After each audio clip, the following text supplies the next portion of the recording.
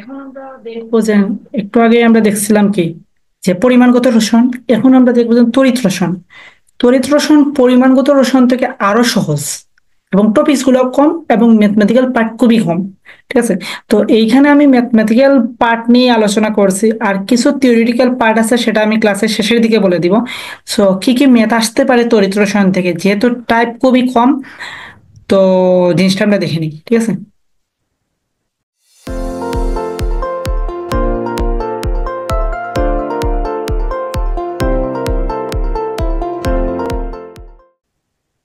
তো হোপফুলি আমার স্লাইডটা দেখা যাচ্ছে।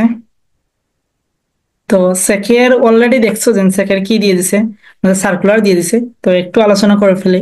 সেকের ওই যে আমি যে বলছিলাম 15ই মে, অনেকে এটা নিয়ে কনফিউশনে ছিল। সো এই কনফিউশনটাও দূর হয়ে গেছে। 15ই মে তোমাদের কি পরীক্ষাটা হবে এবং বিকাল 3টায়, সেটা আমি কিন্তু গ্রুপে মেবি বৃহস্পতিবার রাতেই আমি বলছিলাম। ঠিক আছে।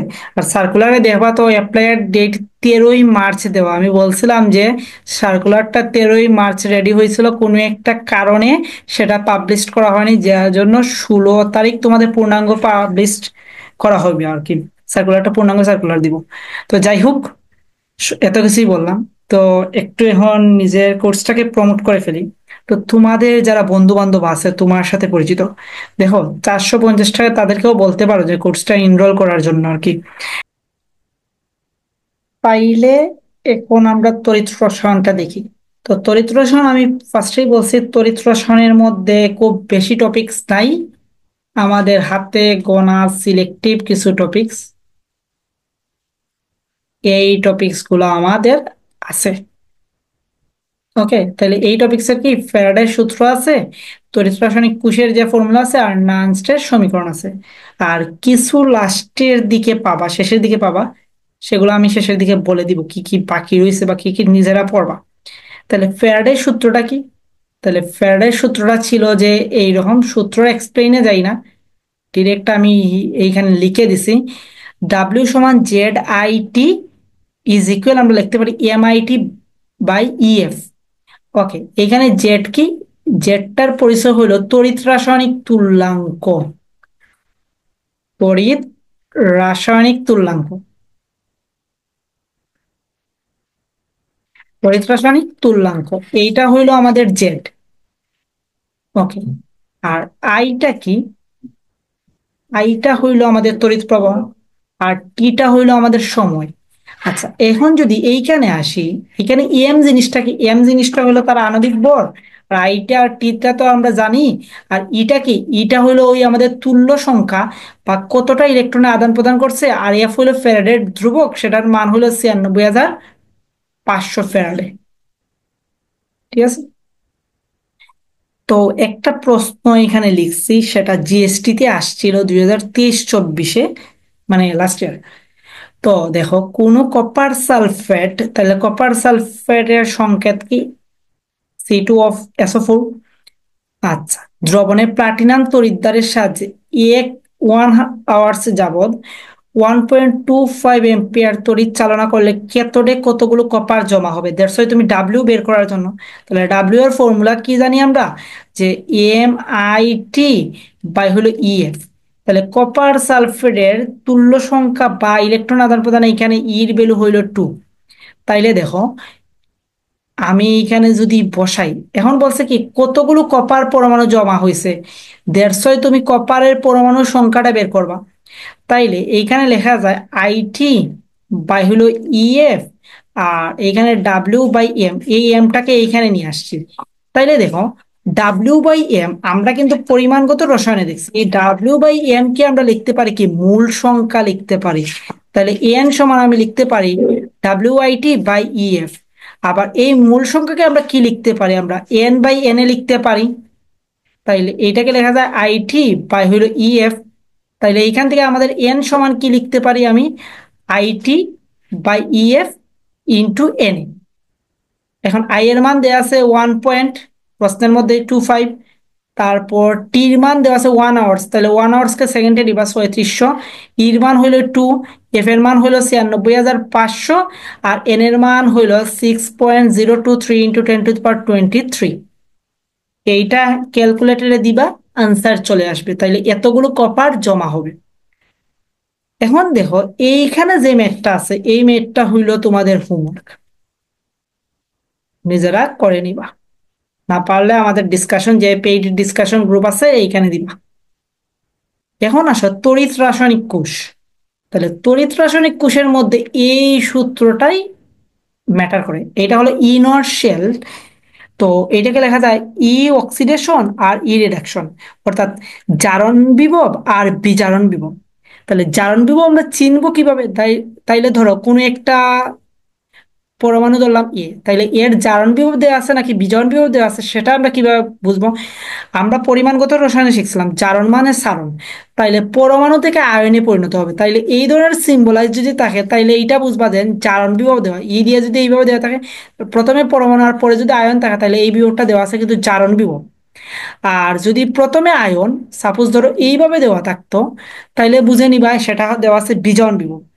এখন ধরো দুইটার জারণ বিভব দেওয়া আছে, সাপোজ ধরো এ জারণ বিভব এইটা দেওয়া আছে, ধরলাম আমি দেওয়া আছে 0.5 ভোল্ট। আর আরেকটা ধরলাম বি, এইটার জারণ বিভব দেওয়া আছে ধরলাম আমি 0.4 ভোল্ট। তাইলে এখন আমি অক্সিডেশন হিসেবে কাকে নিব আর রিডাকশন হিসেবে কাকে নিব, প্রশ্ন আসতে পারে। তাহলে এইটার ক্ষেত্রে দেখবা যদি দুইটার জারণ বিভবই দেয়া থাকে, দুইটার জারণ বিভবই যদি দেয়া থাকে তাহলে যার জারণ বিভব বেশি সেটার হবে জারণ। তাহলে এই ক্ষেত্রে তোমার কি হবে, যে এর হবে জারণ, তার মানে এর অক্সিডেশনের ভ্যালু হবে 0.5। আর বির তো যেহেতু জারণ মান কম, মানে জারণ বিভবের মান কম, তাহলে বির হবে বিজারণ। তাহলে আমার বির লাগবে কিন্তু রিডাকশন বিভব, তাহলে বির রিডাকশন বিভব কত হবে? B plus by B. তাহলে এইটা খুব সিম্পল, জারণ বিভব এবং বিজারণ বিভবের মান সেম বাট সিম্বল চেঞ্জ। তাহলে যেহেতু জারণ বিভবের মান প্লাস দেওয়া আছে তাহলে এখানে একটা মাইনাস এড করে দেবো, তাহলে বীর বিজন বিভব। তাইলে এই ক্ষেত্রে ইনর্শিয়ালের মান কত হবে? 0.5, অর্থাৎ জারণ বিভব প্লাস হলো বিজন বিভব, বা বিজন বিভব তো -4, তাহলে এটার আনসার হবে 0.1।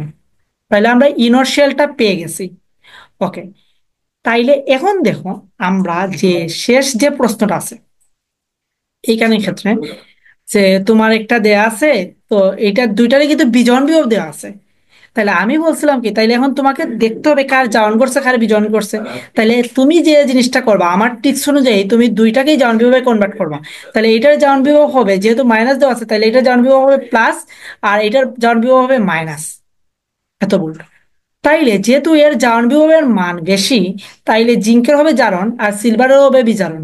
তাইলে আমাদের অক্সিডেশন অর্থাৎ জারণ বিভব প্লাস হলো আমার বিজারণ বিভব, তাহলে বিজারণ বিভব দেওয়া আছে এইটা 0.8। তাহলে এইটাই হইলো আমাদের কাঙ্ক্ষিত আনসার। তাহলে এইটার মোট কোষ বিভব হইলো এইটা। হোপফুলি এইটা আমরা বুঝতে পারছি। তারপরের যে টপিক্সটা হলো আমাদের নানস্টের সমীকরণ। এই নানস্টের সমীকরণটা খুব ইজি। আগেরটাতে আমাদের কি ছিল, প্রমাণ, সেখানে কোনো ঘনমাত্রা বা টেম্পারেচার ছিল না। যদি ঘনমাত্রা বা টেম্পারেচার রিলেটেড আমাদের কোনো কিছু বলে লাইক দ্যাট কোষ বিভবটা বের করার জন্য, তখন আমাদের এই কনসেপ্টটা অ্যাপ্লাই করতে হবে। তাহলে ইনার্শিয়াল অলরেডি তুমি বের করে ফেলছো। আচ্ছা, আরটা কি হইলো আমাদের ওই যে মুলার গ্যাস ধ্রুবক 8.314। আচ্ছা, তারপর আমাদের টিটা কি, টিটা হইলো আমাদের কেলভিনে টেম্পারেচার দেয়াই হবে। যদি কোনো কিছু দেয়া না থাকে তাহলে আমরা ওই যে বলছিলাম রাসায়নিক বিক্রিয়াটা এসটিপিতে ধরবো, অর্থাৎ 25 ডিগ্রি সেন্টিগ্রেডে ধরবো, দ্যাটস ওয়াই 298 কেলভিন। আচ্ছা, এনটা কি? এনটা হইলো ওই যে আমাদের মূল সংখ্যা বা আদান প্রদানকৃত ইলেকট্রন সংখ্যা। আর এফটা হইলো আমাদের ফ্যারাডে ধ্রুবক অর্থাৎ 96,500। আর এইখানে কি লন দিছি আমি, কোনো জায়গায় দেখবা যে লগ দেওয়া আছে, তুমি লগ দিলে হবে, বাট লগ দিলে তোমার 2.303 অ্যাড করতে হবে। যেহেতু আমি 2.303 দেইনি এর জন্য আমি লন দিছি। আর উপরে তাবে প্রোডাক্ট আয়ন আর দেন তাবে রিয়েক্টর আয়ন। তাইলে প্রোডাক্ট আয়ন কি ওই যে যার জারণ, জারণ তুমি ধরতে পারো। আর এইটা কি তোমার বিজারণ, তাইলে এইভাবে মনে রাখতে পারো যে E naught minus R T by N F লন জারণ বাই হইলো বিজারণ, এইগুলো কিন্তু ঘনমাত্রা। তাহলে ফর্মুলাটাকে আমরা রিনিউ করতে পারি এইভাবে।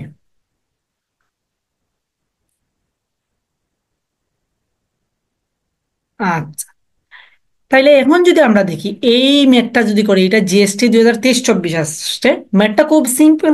আমরা জাস্ট ওই পরীক্ষার সময় বুঝতে পারি না এর জন্যই ম্যাথটা কঠিন মনে হয়েছে। তাহলে এখানে দেই আছে তোমার এই যে এইটার কি করছে, তোমার জারণ করছে, আর এটা তোমার বিজারণ করছে, দেই আছে, আর সবগুলো কিন্তু দেওয়া আছে 0.1 মোলার।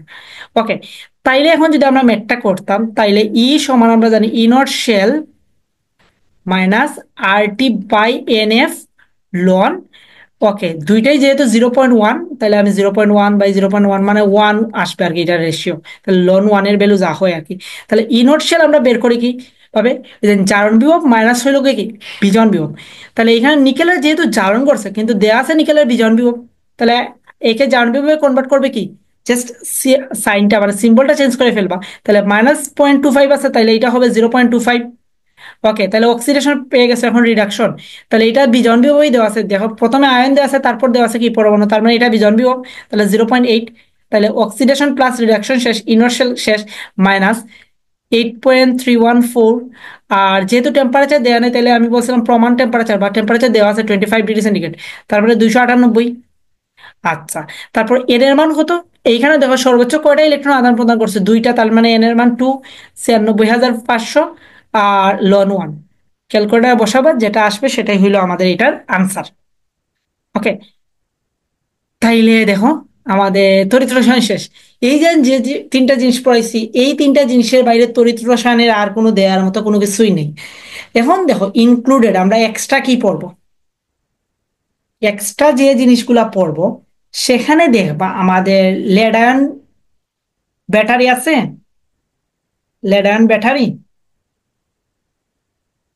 আর আছে আমাদের লিথিয়াম আয়ন ব্যাটারি। বইতে দেখবা কিন্তু লিথিয়াম আয়ন ব্যাটারি। তো ওইটার তুমি কি দেখতে পারো, কোষ বিক্রিয়াটা দেখতে পারো, কোষ বিক্রিয়া, দ্যাটস মিন চার্জিং ডিসচার্জিং, এইগুলা দেখবা। বুঝতে পারলাম? তো এই অংশটুকু দেখলেই তোমাদের তড়িৎ রসায়নটা 100% শেষ হয়ে যাবে। দেখো তড়িৎ রসায়ন সব থেকে ছোট একটা টপিকস এবং ইজি একটা টপিকস, বুঝাইতে পারছি? তড়িৎ রসায়ন সব থেকে ছোট এবং ইজি একটা টপিকস।